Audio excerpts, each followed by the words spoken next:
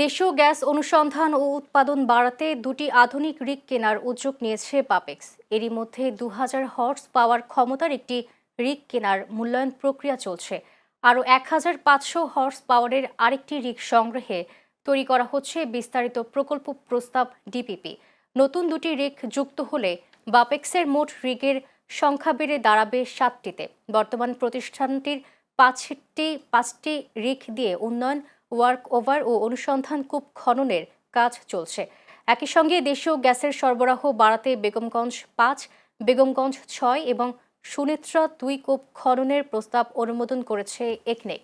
এর মধ্যে বেগমগঞ্জ 5 কূপ প্রায় 3550 মিটার, বেগমগঞ্জ 6 প্রায় 3400 মিটার এবং সুনেত্রা 2 কূপ প্রায় 5300 মিটার গভীর পর্যন্ত খনন করা হবে।